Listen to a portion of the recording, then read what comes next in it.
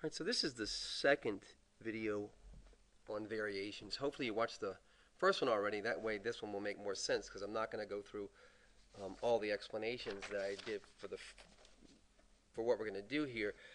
Let's just start with this problem. It says u is directly proportional to v, and then it gives us the condition if v is equal to 30, then u is equal to 12. What I want to tell you is that the descriptor that comes before the word proportional is the y value. So we have y is u, if you will, and then we have k, and then we have v is directly proportional to v, so v. Right? So this is a general form here. This problem should be actually very straightforward and simple. All we're going to do here is substitute in values, and this is in your guidelines for how to do this. So substitute numeric values to solve for k. So we will, it says here that u is 12, so u is 12.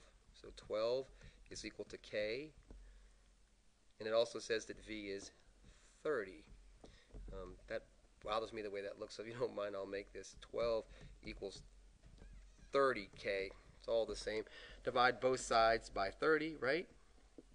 And we'll get some simple algebra, which I'm not going to do with you if you don't mind, that k is equal to 12 over 30, and 12 over 30 simplifies out to 2/5, so k equals 2/5. So all we're doing here is just trying to find this. We could go forward, of course, right, and we could plug this into the equation. You could plug this into the equation, and, well, heck, let's just do it, right?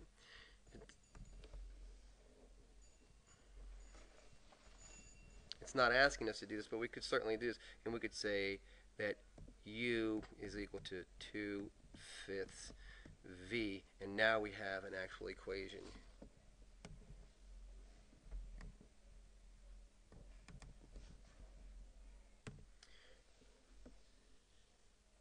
So here's our final solution for that problem. Isn't that amazing how I put the rainbow there without you noticing? Yay me. Example number 2. R varies directly as s and inversely as t. Then they give us the condition that if s is equal to -2 and t is equal to is equal to 4, then r is equal to 7. So set this thing up. We have r is equal to ks, right? R is directly proportional to s. So there's that, and this is our constant of proportionality. Inversely as t, so r is equal to k over t, isn't it? So that should give us a place to go with that one. Again, we're just going to combine these two things. So if you don't mind, let this, so you can see how I put this together. This r is this r, this k is this k. So if I put these two things together, I'd get this, wouldn't I? I'd get r is equal to ks, that's the first one, over t.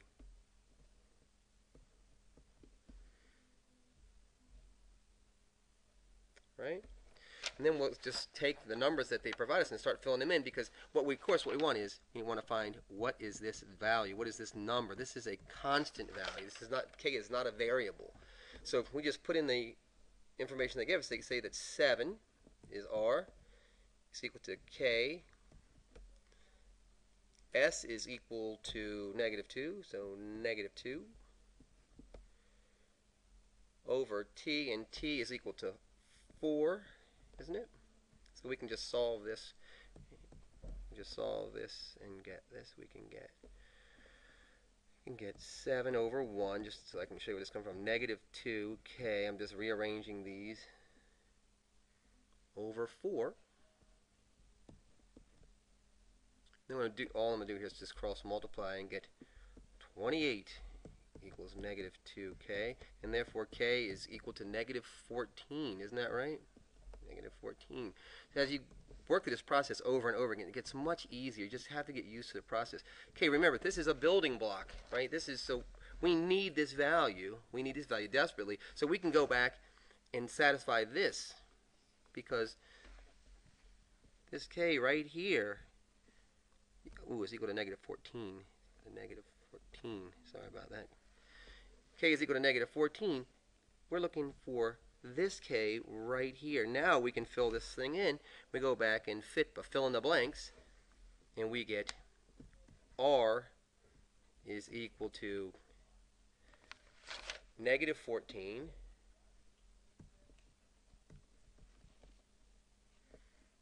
times s over t. You can put that negative 14 up, however you want to do that, but there's the equation that we're looking for. Once we have this, we can apply this to some of these rules that we're going to be working on, some of these laws of physics and laws of chemistry.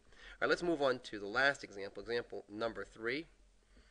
You might want to pause the video for a second because I'd like you to write this down, then turn the video back on. Y is directly proportional to x and inversely proportional to the square of y. So we'll do this again. Say that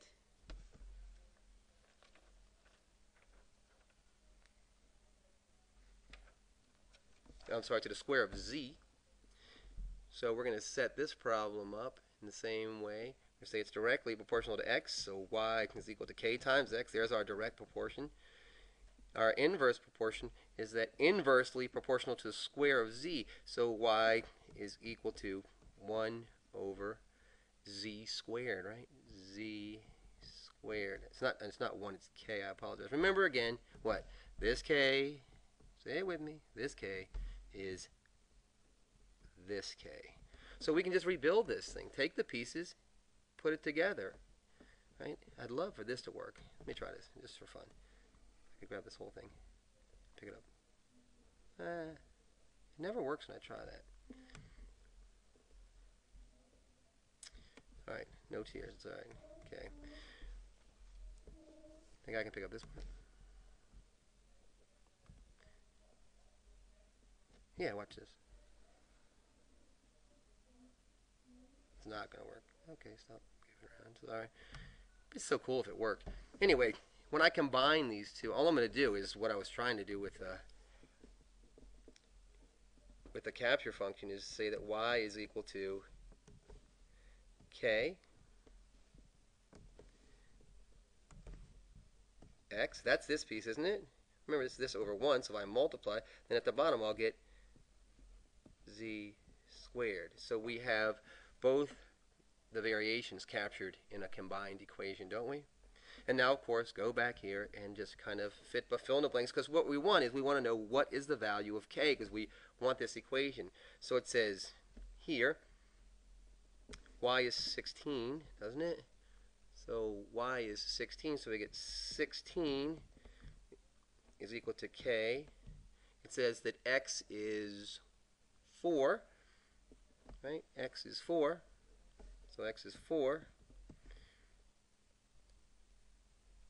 Z is 3, and of course 3 squared is 9.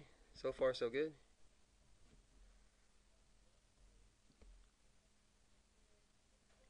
And we'll get this, won't we? K is equal to, you can multiply both sides by 9/4 and get k is equal to 36, I believe. Want to try it?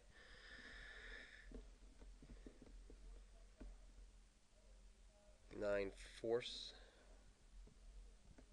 right? Multiply this up by 9/4, just a little 9/4 here, 9/4 here, right? We get k is equal to, 4 goes into itself once, goes into 16 4 times. 9 times 4 is 36. Yay me.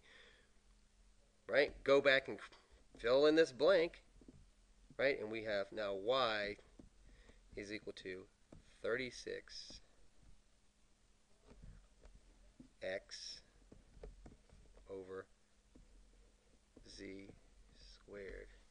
I think we did a good job of that. That was I hope this is getting much easier for you, because within the next couple of days we really have to start putting this away so we can move on to these applications. So watch the video, take the notes. Please come into class with questions. It'd be my pleasure to answer. All right? Keep studying.